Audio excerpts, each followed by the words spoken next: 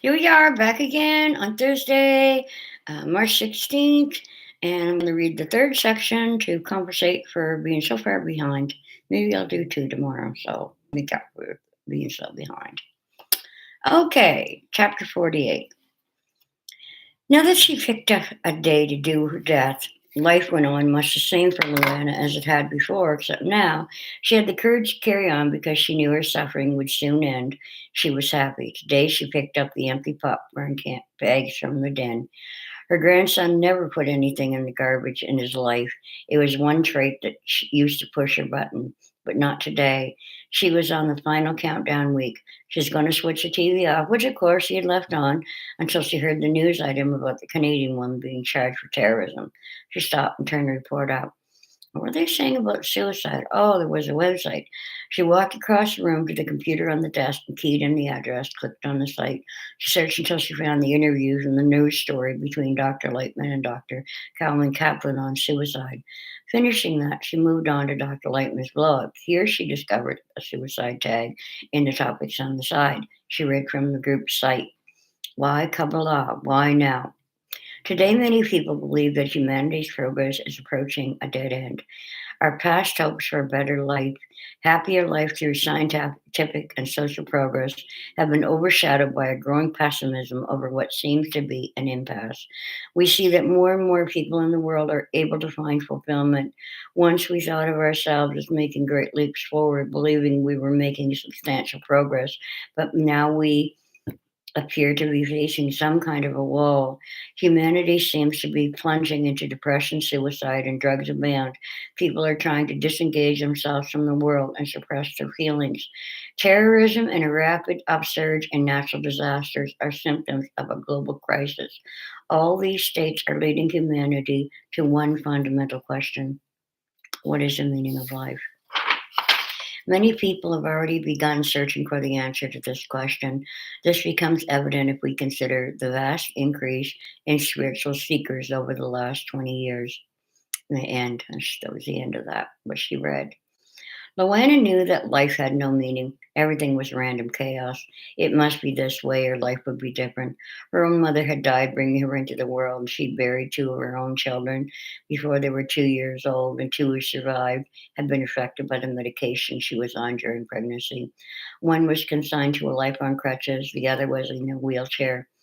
It was her fault they were given a lifetime in the purgatory of disability.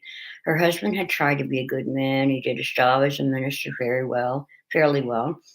He was very good with families in crisis, she had to admit, but she lost all love and trust for him in one fell swoop. The day she followed him to one of the so called parishioners' homes and saw him open the trunk of their Ford Focus and reach in and pull out the black leather case she'd never seen.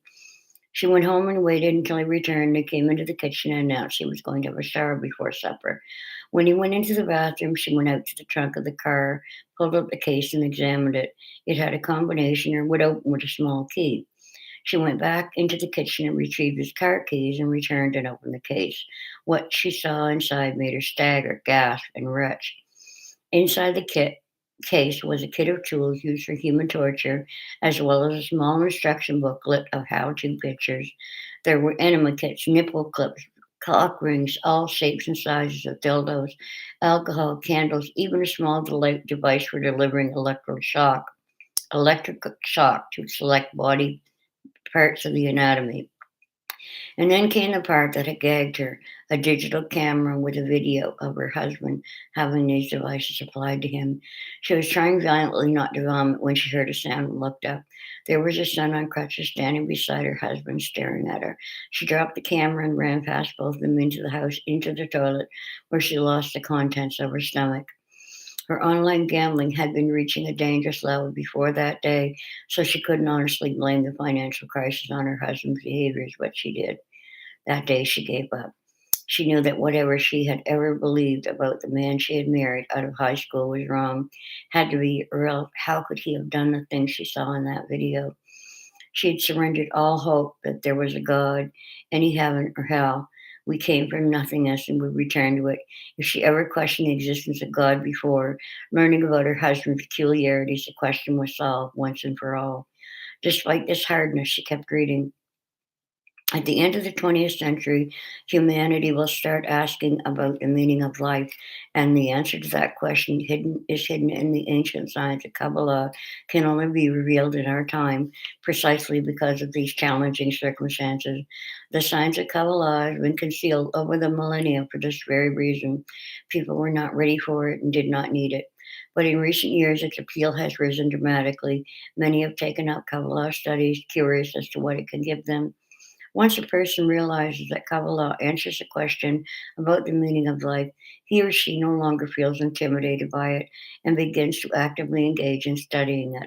The demand for true authentic Kabbalah is growing. In other words, there's a growing demand for that which will allow us to sense a greater universe, external existence, and the higher governing forces. People want to know why our world and our lives are unfolding as they are, where we came from, and where we are headed. Our earthly existence is dissatisfying, limiting. More and more people seek to associate themselves with something beyond this world. End of quote. Next time Luana looked up from the computer, she noticed that 3 hours had passed as she read the articles on the site. She went and relieved herself, picked up a beer from the door of the refrigerator, and returned to the computer. She watched a short entertaining videos and long interviews. When she recognized the sun had risen, she shut the PC down and made her way to bed like she had been doing for months now. The only difference was this night she played no games. Chapter 29. When Arlene closed the door behind her oldest friend, she knew this was the last visit. She returned to the spot where she spent the largest portion of her day. Her pal Molly had been on her computer showing the most recent pictures of the grandchildren. She shared these kids with Arlene because circumstances had prohibited her from having her own flesh and blood in her life. What was this status post on Molly's Facebook?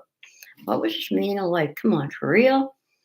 There was no meaning to life. Life was a pile of shit we found ourselves in for a time and then we died and found release. She clicked on a video about perception. She learned that we were just a box with 5 holes for perception. There was actually nothing out there. Everything we perceive is only related to the equipment we perceive it with. So if our eardrum is destroyed, sound does not exist for us. We only can sense what our body is pre-programmed to sense. For example, one can't use an old-fashioned rotary phone to text or take pictures. Likewise, we're not equipped to sense anything past our bodily senses, but they claim that there's more to life and that we can develop a sense beyond what we now have. She read on. The next words were, why do I feel bad? Pain pushes us forward. Whether we're depressed, empty, or confused, all bad feelings appear in order to make us think about their reason and purpose. Yes, why is the question? Yes, why is the question she'd been asking for a long time. Chapter 50. Donna knocked on Gina's door and waited. She must be home because she could see the light from a TV or computer monitor was on in the living room. She checked her watch, 9:30. She tried the bell again. She laid the basket of warm chocolate chips down on the steps and made her way around to the backyard. Maybe her friend was in the greenhouse. Donna combed to the greenhouse. No, Gina. Maybe she was in the shower and didn't hear the door. Dawn had been friends with Gina for over 20 years and knew that Gina wouldn't mind if she used the hidden key to go in the back door. If her friend wasn't in, she could at least leave her the cookies inside. Gina looked so tired and weak and drawn lately. She knew Gina was anemic, but she looked worse these days. Donna lifted the geranium pot that hid the extra key and returned the pot. She went to the door and used the key to open it inwards. Upon entering, she said in a moderate tone, Gina, Gina, it's Donna. Are you here? Hello, anybody home? She saw that the computer was definitely on, but from the kitchen she didn't see Gina. Accepting that her friend was out, but just in case she carried on down the hall, she kept calling out all the way to the front door, which she opened and retrieved a basket of cookies and headed once more for the kitchen to leave them on the table. She thought it was weird that her friend would leave the computer on, though. Curious about this, she ventured into the living room where the computer was set up.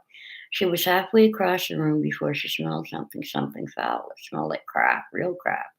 She was standing beside the computer before she realized there was something on the floor behind and under the dark mahogany desk.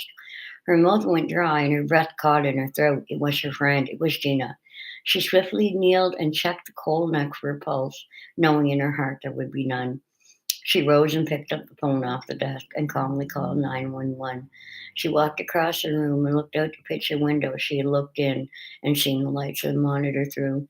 She thought about sitting on the granny square Afghan covered armchair rocker, but kept moving. She made a circle of the room, returning to the desk, examining the content that was the last sight her dear friend ever looked upon. She began to read. She swallowed hard.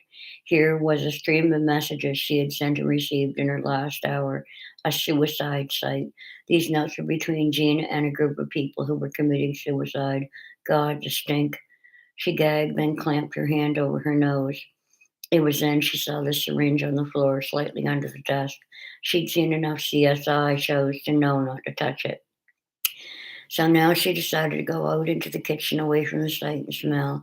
She was surprised in a way that she thought was, that she was so calm in the face of what was happening. Then she remembered from her first aid course that shock often kept people calm enough to deal with situations at the time, and later reality would set in. She pulled out the light clean kitchen chair and made herself comfortable. She looked at the basket of cookies and thought, what a waste. Then she thought of the question everyone close to suicide asks is why? Why did she do this? Why didn't she reach out and call me instead? I would have done anything in the world for her. There was a feeling of betrayal or disappointed trust, a wasted feeling because sometimes it was framed in guilt. What could I have done? What did I miss? How could I have not known she was in this much trouble? And then she flipped over to anger. How and how could she have done this to herself? What was she thinking? Then she heard the siren screaming in the distance. What did they do? Why did they do that? She told the 911 operator that Gina was dead. What was the point? It was too late. And that's the end of that section.